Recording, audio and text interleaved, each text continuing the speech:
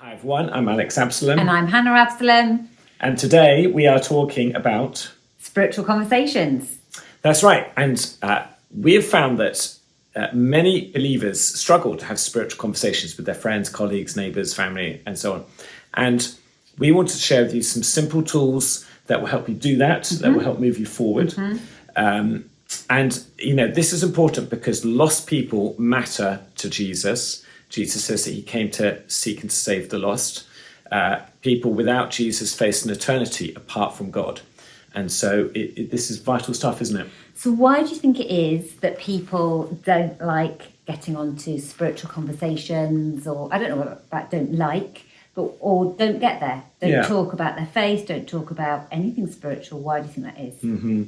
I think there's a bunch of reasons. I think that the most obvious one to me is people are filled with fear, or have fear of, particularly fear of rejection. We're going to be, you know, people say you're a Bible basher or a Christian-y nutcase or something like that. Yeah, people think you're weird. They don't want to impose their stuff on other people. They don't want to, Which ironically is an imposition of a worldview, but we'll leave that to one side. It says that I think there's a lack of urgency, so we aren't gripped with the urgency of we have to share our faith. You know, people need to come to Jesus. It's an eternal destiny matter, and so this really does matter. I think also people misunderstand what it means to share their faith, and so they think it's like, you know, we're selling some sort of pyramid scheme, whereas actually we're just like, here's this incredible gift I'd like to share with you, and we can do it in a way that's super relational. And so I think that's one of the things as well. It hasn't been modelled. You know, how do you do this in a non-relationally destructive way? You know, that's right. So you have your different types of relationships, whether it's passing relationships, people you meet on the bus or the plane or the grocery store or whatever. But then you have your ongoing relationships, and those in particular you don't want to mess up. Yep. So in case you have no good examples of how you can get to a spiritual conversation in a relationally good way, we are going to give you a whole load. I'm going to give you 4 big ones. But just before we get there, Hannah, you kind of implied this just now, so I would...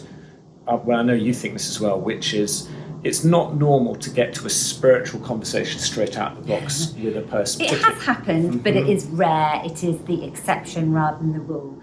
So, you know, you start in conversation, and often it's not even in that first conversation. It's, you know, the second or the third or the 20th conversation that something arises, and we'll get to it, you know, give you the examples. But, you know, again, it's not there's probably any pressure on you to always get to that spiritual conversation straight away. You don't want to force anything. You want to just be gentle and light. But when when you get the opportunity, make the most of every opportunity that the Lord gives you. That's right. And sometimes spiritual conversations can happen by themselves, almost like they come up naturally. They do. So it could be, you know, you're talking about what you did or whatever at the weekend, and so I went to church, or I was with my small group last night, or I was reading the Bible, and I was listening to this podcast, or I was listening to this particular worship or this song, or I was praying about this issue, or just if there's something beautiful in front of you, you know, isn't it incredible that God created this, or I think God's so good, or whatever. It's, you know, putting your opinion in there. People can't argue against story and opinion. And I think what that does is that illustrates 2 assumptions that we realised we worked off and we've kind of been able to put to language. So our 2 assumptions are that, firstly, we have to be outed as followers of Jesus. And the second assumption is that we need to openly operate as spiritual people. In other words, we don't live dualistic lives. Everything is spiritual. And so you're not forcing things down people's throats, but this is who I am. Yeah. And some people are going to gravitate towards you, and some people are going to go, you know, okay, whatever, and some people are going to go, and that's fine. Yeah.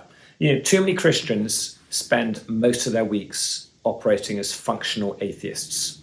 They don't look any different to their atheist friends in how they make decisions, how they live their lifestyles, the choices that they make quite often. And so we need to be different to that. And the way we're going to be attractive and demonstrate something supernatural about us is by living an overtly spiritual life. Not in a smash it down people's throats way, but in a way we're just confident in who we are. It's like, Sure. Yeah, of course, I'm a spiritual woman, man.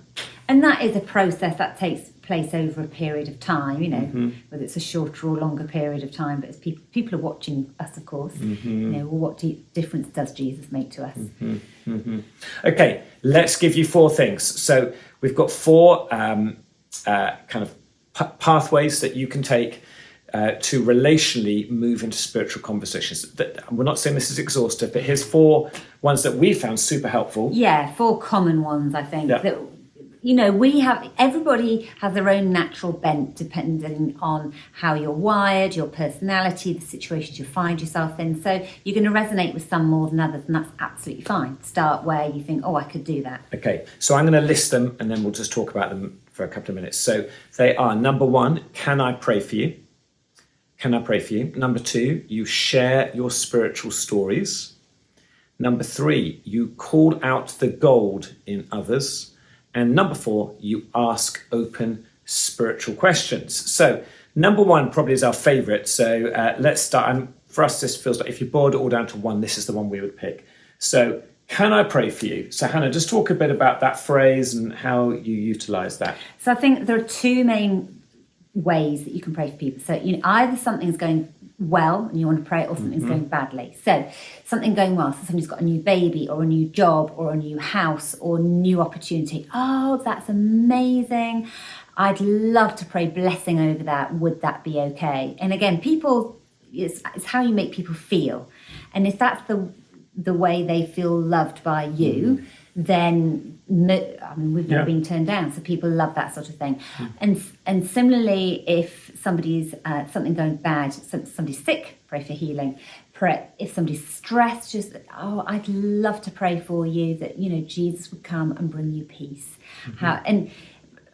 You can say, I will be praying, but really the most powerful way is to do it in the moment with them. I'd love to pray for your stress. Can I just pray? I've got a really difficult wife. Can you pray for me? Well, that's obviously not true for you. Oh, right, okay. But hypothetically, if it was someone else, Yes. then you could say, well, I'd love to pray for your relationship. Can I pray for that right now? Yep. Or a neighbour of mine, a couple of weeks ago, really stressed in her job. Gosh, it is really tough. I wouldn't like what she's going through, but hey, can we just take a moment right now? Can I just pray for you in that situation? Those sorts of things. So I think it's you use normal language. You sound like you sound before and after the prayer, but you just pray something brief, non-religious language, but to the point, a bold prayer of faith for the person in that situation. And we found that people love it. Like, honestly, it's so amazing. People love being prayed with. Most people have never had someone stop and pray with them like that. No. Maybe they have a few people praying for them, praying, whatever that means. My granny prays for me or whatever. But, you know, maybe she does. But that kind of in-person praying with them is very, very powerful. And of course, Jesus says, wherever 2 or 3 are gathered in my name, there I am in the midst of them.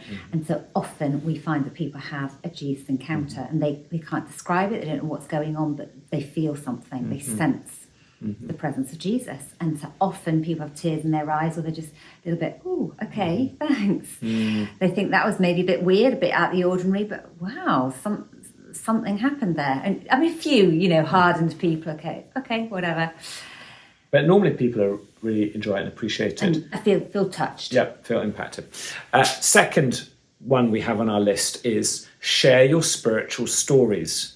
So what do we mean by sharing our spiritual stories? So it can be how Jesus has impacted you. You know, again, when somebody's saying, I'm super stressed, if you have been in that situation in the past, tell them how you've overcome it. You know, I've found real peace just by spending 5 minutes in just prayer and just every morning ask that Jesus would just bring me peace before I walk into the room or get out of bed or whatever it is. So, you know, what's Jesus done in you? What are the stories of, or maybe it's your life story. Maybe you've got some really cool stories. Maybe you've seen Jesus heal people or deliver people, particularly if it's your personal story. But even if it's something that you've just seen and witnessed, or you heard about, hey, I was reading this book and I heard this thing. Sometimes I've done that. I was just reading this incredible book and it was talking about this. I don't know, what do you think? And that sort of thing. So your stories are the most powerful, but anybody's story is good. They certainly are, aren't they? Yeah, I was this, Jesus intervened, or Jesus did this thing, and here's the difference that he's made. I remember there was a time when a friend of ours who was raised in a different religion, and she was asking you about how you managed to make the shift when we've moved with the boys when they were a bit younger, and she was having her children that bit younger, and so she was just trying to learn from you. And well, we'd moved here to California when our kids were high school age, pretty much, and for any parents of high schoolers, they're going to know when your kids are in school with friends, it's really hard to move, thousands of miles away at that stage in life. And so she said, how was that for you? And so I just shared the journey of, we really felt called. And I had quite a strong, when we did come to California, I had this strong picture from the Lord, a real strong sense this was the Lord calling us. And I just shared appropriately, to the degree with which she was open, but she was quite open. And so I felt in this situation, it was okay to say, we really felt the Lord, this was the process. And when the Lord calls you, it's been our testimony that the Lord just provides a way. And so, sure, it was difficult. There were tears, there were I hate you or whatever it was. And yet here we are a few months later, and the boys are actually in really good places, and they're going, okay, maybe you didn't make the worst decision of your life. And so it was just and she was really, you can see when somebody's, they almost like lean in and they're almost pulling stuff out of you a little bit more. When people are open. So again, gauge what's their response as to how deep you can go. All right, share our stories. Number 3 is, I like this one as well, which is call out the gold in other people.